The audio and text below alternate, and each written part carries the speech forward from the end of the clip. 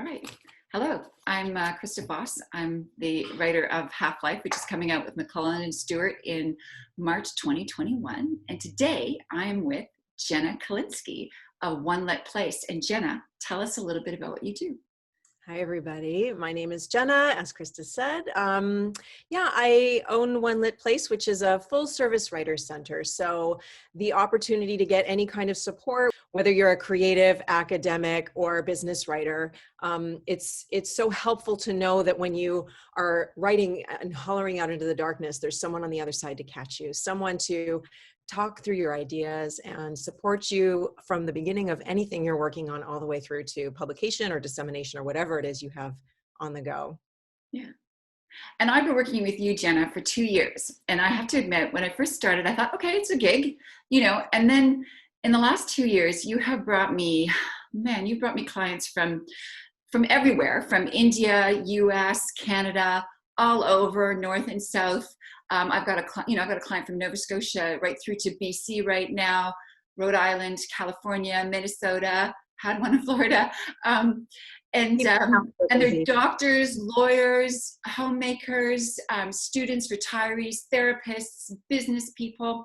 I mean, it's fascinating how widely shared the desire to write is. And I've really appreciated that and become very attached to some of my clients. I know that you were just telling me that you've had attachments for really long periods of time. Yeah, it's a beautiful thing to meet someone and to grow with them as they develop their career. So one of the clients I mentioned, I've been with her for over a decade. I have had a couple of other clients now for almost 15 years. It's a really beautiful opportunity to grow with someone and to help them and for them to, in essence, grow me, as a writer, as a creative, and hopefully as an editor as well. Yeah. And one of the things, as a writer that I found is I found that new writers and writers and they're not all new writers, are coming at different phases in their own sort of trajectory as creatives, is that they often reflect back to you your own demons, your own questions. It's funny how much you hear of your own process in the clients that you get. And so today, that's a segue into our little thing that we're going to be doing today, which is really, we're looking at the 3 most common things that clients bring to their writing coach or editor in terms of questions. And so you've got 3, and we haven't actually shared these, so this is entirely spontaneous. And I've got 3, and I'm going to hold up my first one, and you can hold up your first one, and we'll just talk about them in turn. Here's mine. I think this is one of the biggest questions I get is, am I any good? Am I any good? Okay. I'll do this one. This is the one in my hand. You'll see why I'm laughing in a minute. How do I organize my thoughts? So am I any good? Have you had that question, Jenna, yourself? I think that's the most universal question. And, you said like people bring back to you what their concerns are, and you know what your own concerns are, and they very often, coalesce. Yeah. Right. Those concerns are universal, right? Every human being at our core is the same. And that's how we're able to connect with people who are of all walks of life and live in all parts of the globe, because we're all exactly the same as creatives. Is this going to work out? Am I any good? How do I take this swirling morass of information in my brain and distill it so that it's useful to someone else? I think that's a huge and very valid concern. I don't want to say fear, but concern. Like I have so much I want to say. Where do I start? That's a good one as well. Yeah. Where do I start? Where do I start? Yeah. And I think from my perspective, the am I any good question, you don't want to get stuck there. So the answer is simple. The answer is yes. And then the follow-up question is, can I get better? And the answer is yes. And that's really where let's put our energy there. Sort of a miscalculation to think that you have to have that confirmed first, am I any good, before you proceed. And I think, yeah, you're good.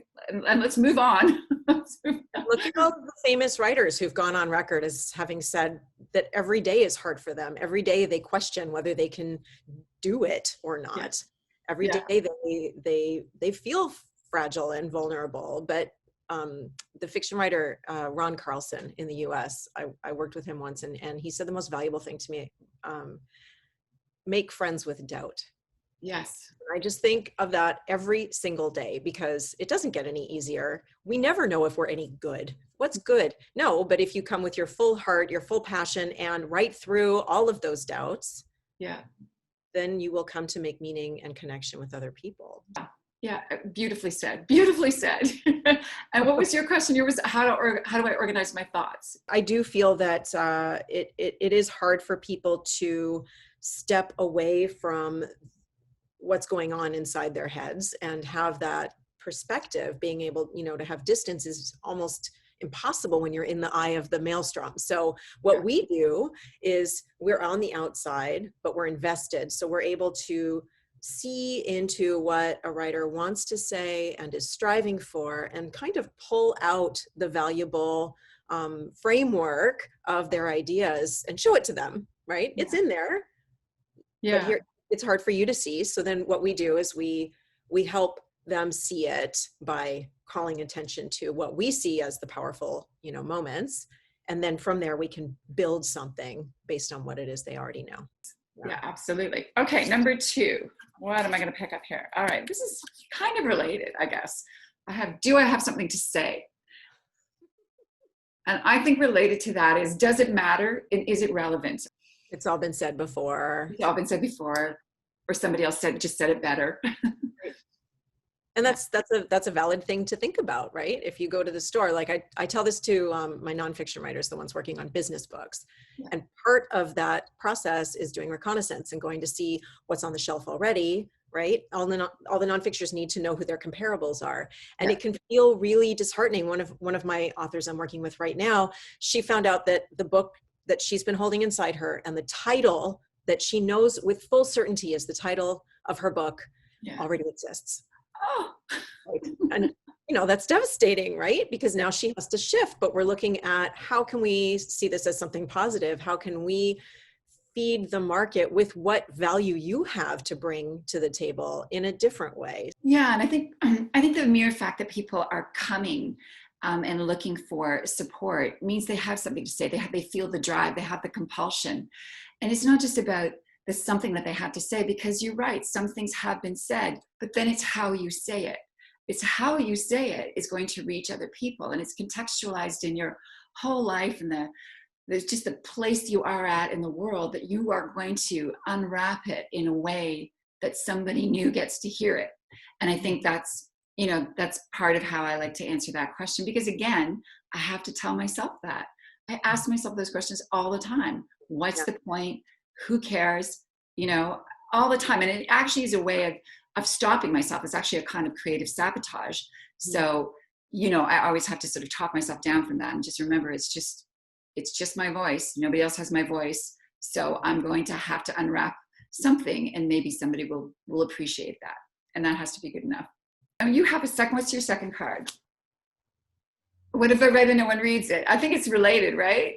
All the questions are the same. That's why I'm laughing, because it's so touching and vulnerable to work with people who, like you said, have the same fears and concerns that we do. And and that we all share from that pool of what if, Yeah. But first of all, no one approaches us to ask for help if they don't want someone to read it. A lot of people are like, oh, I just want to write it for me.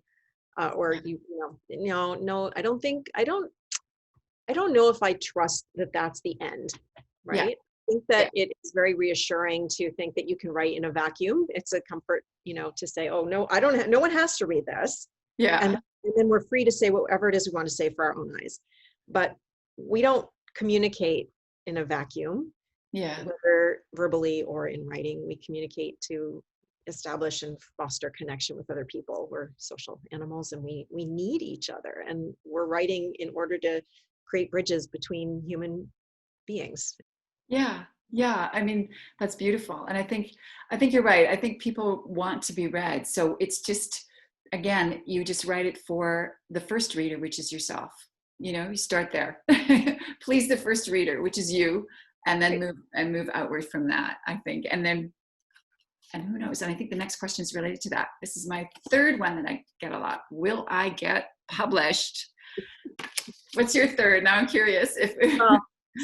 funny part, we're full circle. Is my writing any good? Oh, hilarious. Okay, so how are we going to unpack that? Oh, which also connects to, will I ever get published, right? Yeah. If I could be a soothsayer about whether you get published or not, I'd probably drive a better car. So, so that's a tough one to answer. What do you say to that one, Jenna? What I say is maybe going from an organic approach. If you write with full heart, if you write well, if you write in a way that is candid and honest and true and in your voice and in a way that is clear and approachable, you will find an audience. So luckily, we're in a time when there are hundreds of literary magazines, mainstream magazines, just amazing amounts of opportunity for you to meet up with the people who will see your vision, who will hear your voice, and who will be that gatekeeper to sharing that work with other people. So whether it's an online literary magazine or a print journal or a mainstream magazine or the New Yorker, somebody out there eventually will hear your voice and connect with it. Yeah. And I think when you focus just on that end result, like when you start, your journey with that question, will I get published? It sort of puts your attention off the process, which is so important, right? Because there's so much to be gained from just the process of becoming a better writer and immersing yourself in a writer and finding authentic voice and working on technique. And that exploration is so huge. And it actually, I think, fundamentally changes your life. And I'm not pretending like we don't all want to get published. We all do. But you have to sort of balance the results, that end goal, with really being present in the process. So you might know in the back of your mind, the public, you definitely want to aim for publication, but at the same time, we have to Jedi mind trick ourselves into ignoring that, right? While you're in the work. Yeah. You're two beings. It's exciting being published and it's wonderful, the attention that you get, and it's wonderful connecting with readers. But there is a grace in that production, those months and months of lonely production. There are moments that I'm never happier when I'm just, sitting, thinking, writing, and I have that. Yeah. It is. And a privilege, Yeah. Yeah. It is very beautiful. All right. Anything you want to plug, Jenna, at the, you guys. Sure. I would love to say to any writer who's watching this, if you ever do feel like you are alone or adrift in a way that is taking away from your agency, from your confidence. So yeah, anytime you're working on any kind of a project or you want to embark on a project, we have a 4-month program for novel, which we also use for our memoirists or nonfiction writers. And then we have a business book program as well for people who are entrepreneurs and want to parlay that work into a book. So the 4-month programs are fun, and it's quite satisfying seeing a framework around something that could feel fairly amorphous, right? And so that's what those programs are designed to do. But then also we have this wonderful ongoing elastic opportunity to have a writing coach and editor there for you, supporting you on the way, growing with you. Yeah. Well, it has been an amazing couple of years for me. I have been introduced to such fine people and including you, I must say. And it's been really enriching, and I've really loved it. And it's been a surprise. It's been this wonderful surprise in my life. So thank you so much.